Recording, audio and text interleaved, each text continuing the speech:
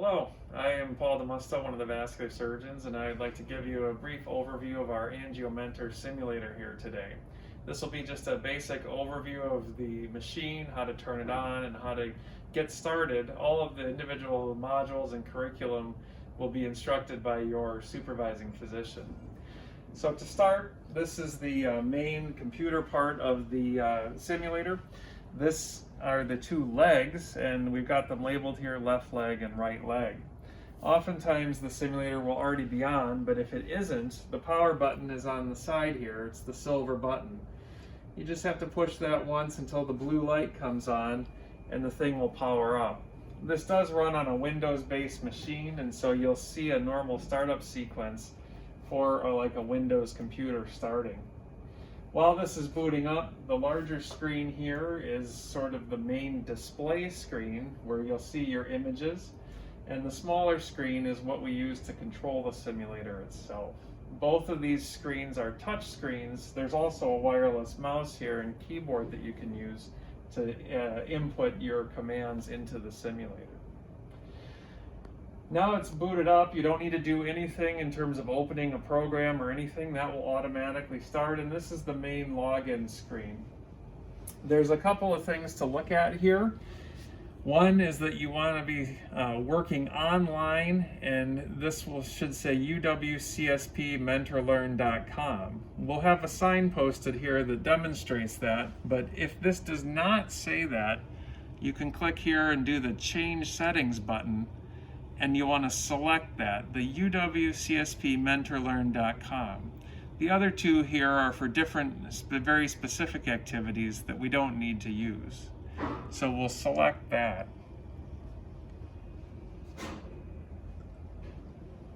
Once it's selected, you can then input your individual login name and password. You should have been given this by your supervising physician or whoever has assigned you the curriculum. You use the wireless keyboard to enter that.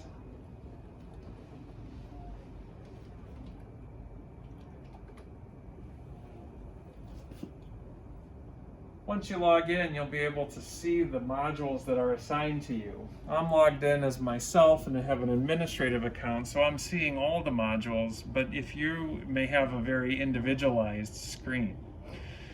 What you can see here is that certain modules have a little padlock on them. Those are ones that we haven't purchased, and so those aren't available for use. The other thing I'll note is that this does scroll. There's a scroll bar here at the right, just like on any computer, and there are multiple pages of modules. And so if you're not seeing what you're looking for, make sure that you scroll down and use the arrow to move to the different pages to access all the different modules that we have. You shouldn't have to do anything with the settings or profile or anything like that. I will point out at the top here that I'm on library. If you go to my curricula, that will give you the specific modules that your program director has assigned to you. Again, I'm logged in as the vascular surgery administrator, so I'm seeing all the different curricula. In order to open a module, let's say we're going to do endovascular basic skills, you just click once on the blue bar. The computer will think, and this gives you a description of the module, of what the objectives are. And then again, you need to scroll down. Each module has a module book that again gives you more description of the module. Gives you a user guide so you can see specifically what you need to do, and some of them even have a movie, and if you click on any of these, it will open up the corresponding file so that you can review it. Then to work on an individual module where it says hands-on here, you can just click again on a bar and give it a second, and it will open up that module. Again, each individual module has instructions to tell you exactly what you need to do. Some of them also have images of the different tasks, and there are learning objectives that the instructor can set as well. Once you've read all these, you can go down here and click on the Start button. So here we've opened the endovascular basic skills module. Within this particular one, there are actually 5 different tasks that you can choose from.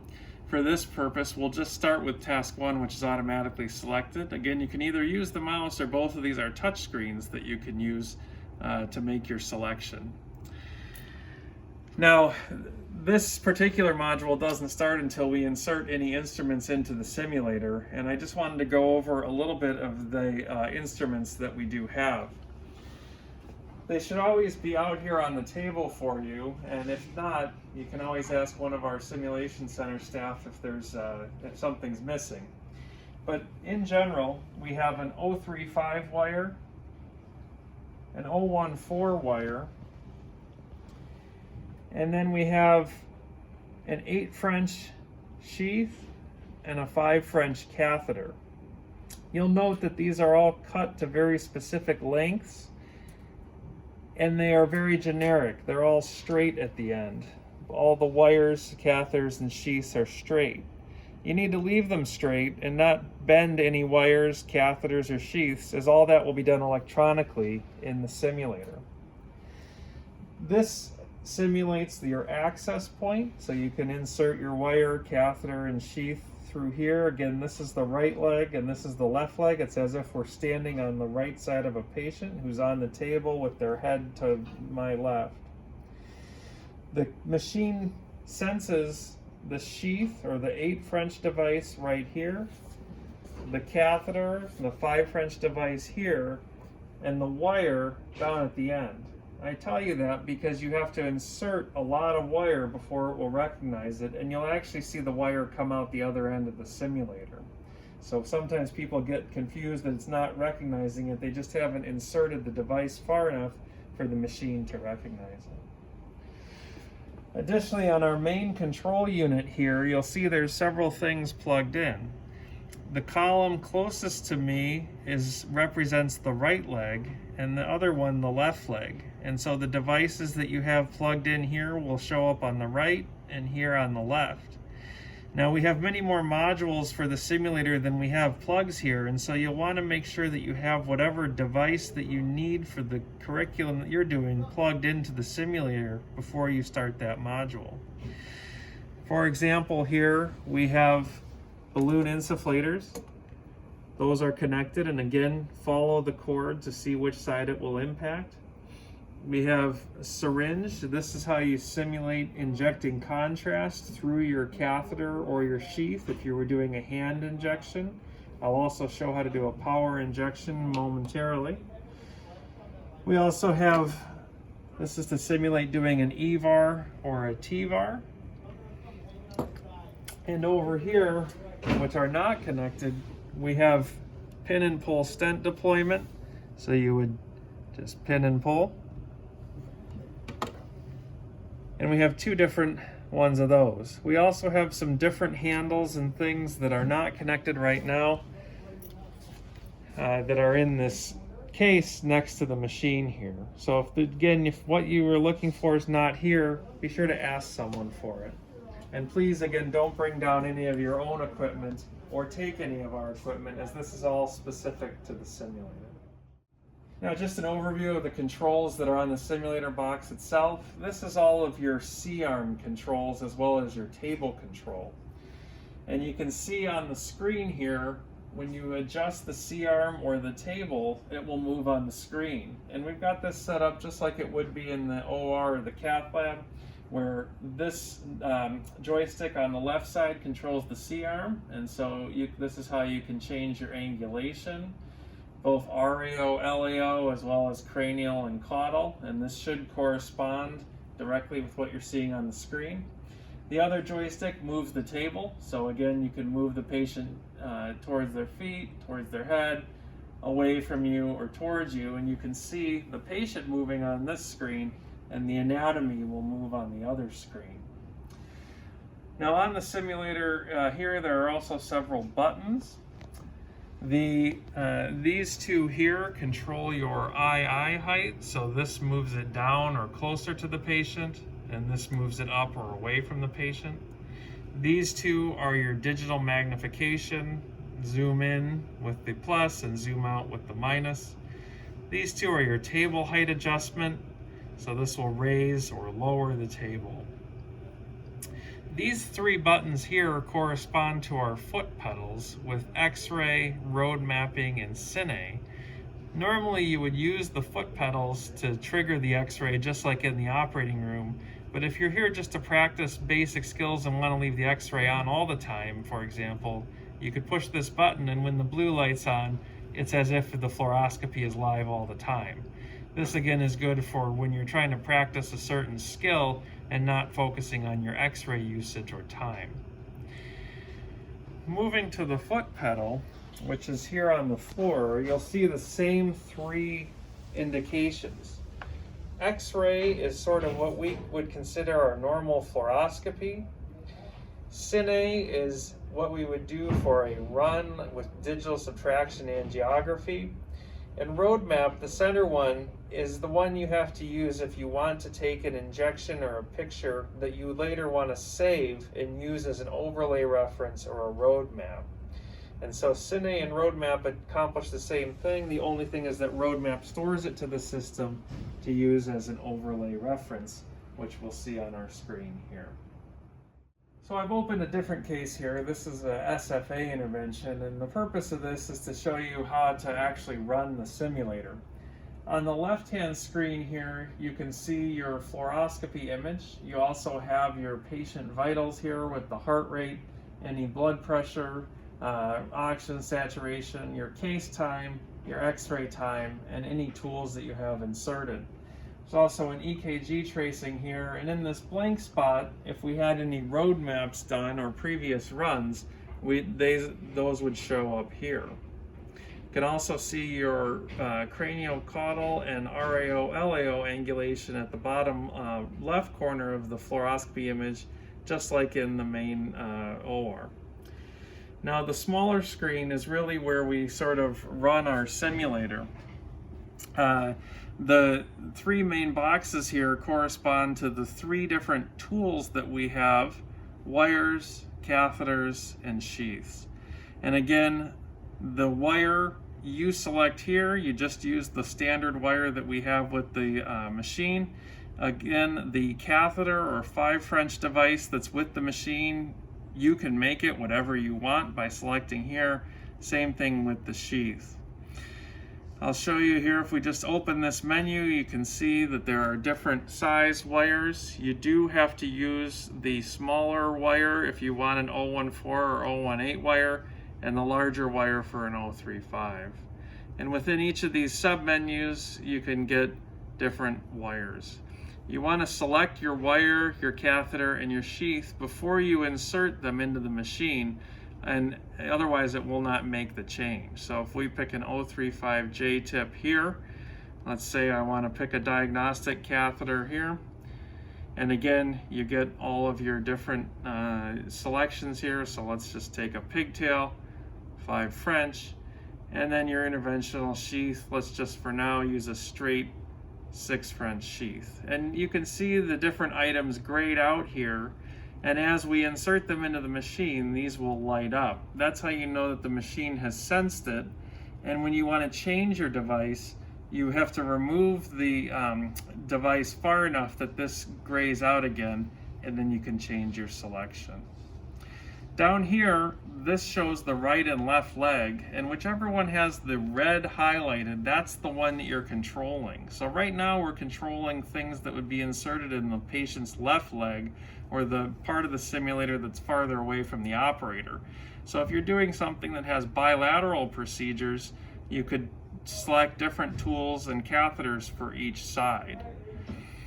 On this side, there are various tools that you can use. If you open the patient file, it will open on the other screen patient history. If there are any drugs that you want to give, such as heparin, protamine, any sort of bivalirudin, dopamine pressors, all those are on the screen here. All you do is you select your dosage and hit inject, and it will be given to the patient. If you want to invert the image, you can do so here. You can actually make marks on the screen using the marker. For ACT level, you can check here, and if you were to give heparin, that would go up. This next box demonstrates the auto injector. Now, I don't have anything inserted that I could inject through, but just to point out, this again controls left versus right. You then have your milliliters per second and your total milliliters. This syringe down here shows you how much contrast you've used. Unfortunately, we don't have a way to do 50-50 contrast or anything other than 100%, and so when you get your report at the end, it'll assume that you've used 100% contrast and tell you how many milliliters of that you've used. Again, this image here shows us where our C-arm is in relation to the patient. You can also move the table, you can move it up and down. Again, this is using the buttons on the box that we looked at previously. If you want to reset the C-arm back to 0, you can always hit the reset button. And then these various things you won't use as often, but if you want to swap your monitor displays, put a 3D reference on, use calipers, adjust the brightness of your overlay or your frame rate, you can do all that here. And then if you want to use your collimators, you can do that both horizontally and vertically here. You can see the arrows indicate whether you're going to bring in or bring out the collimators. When you're done with the case, you can go ahead and hit the finish button here, and that will end the case after it confirms that you want to exit. So just to demonstrate how this works after we've gone through and selected all of our tools, I'll just show you here. So again, we're working on the right side, which is the highlighted red side on our tools menu. I've already selected my wire, my catheter, and my sheath, and I've got them preloaded here, so I'm ready to go. Again, you'll want to insert this into here. It should go nice and easy. And it, again, doesn't recognize it until it gets all the way to the other end. And so you don't need to be using fluoro or anything like that for all this. This is just time that unfortunately is part of a artifact of simulation. So now you'll hear a little click and you'll see this light up when the machine recognizes it. And if I step on my X-ray pedal, we'll see the J-wire here at the bottom of the screen. And so we can bring that up into the patient's aorta. And now I can bring my sheath up here. I've selected just a 6 French straight sheath, and again that recognizes it right here, so it's going to recognize it right away. So if I fluoro, we'll see that sheath come in pretty quickly. And then I've selected a pigtail catheter, which it senses in the middle of the machine, and so we'll see that come into view here. And now if I pull my wire back so that that pigtail reforms and pull it back until the machine no longer recognizes it, when that goes gray, it's as if it's out of the patient. And so one tip is that you don't need to remove everything from the machine every time like you would in a human. Here you can just remove stuff until the simulator no longer senses it.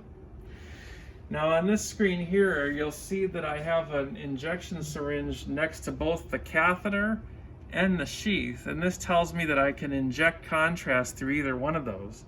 It's hard to see, but the one at the catheter is brighter, or highlighted if you will, and if I were to set my auto injector, that's where it would inject. If I wanted to inject through my sheath, I would just have to select that one and make sure that's highlighted. For purposes of the demonstration, we'll inject through this pigtail catheter here, so I'll highlight that. I'm going to set my injector here. Since we're in the aorta, we'll do 10 for 20. So now I've got 10 for 20 on the right side through the catheter. And so that's all set up here so that we've got the right side selected, our milliliters per second, our total milliliters, and again, wherever the syringe is highlighted, that's going to be where it injects. And so when we're ready to auto inject, we can hit this button here, but we'll want to also be hitting our cine pedal so that we get our subtraction. And again, if you want to save this as a roadmap, you can use the roadmap pedal, and for purposes of demonstration, that's what I'll do. So I'm going to step on the roadmap pedal. You'll see this blank out. I'm going to hit the inject button, And there's our nice angiogram. When we're done, I'm going to let go. And now you can see on this screen here, it's got our reference or our roadmap saved.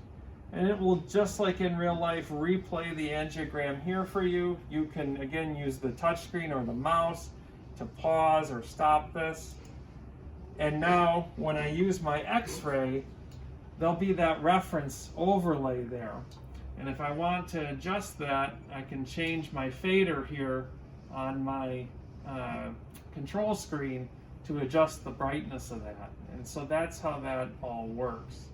If you wanted to do a hand injection, you could do the same, but you would need to select the syringe that's connected again to the correct side that you want to inject through.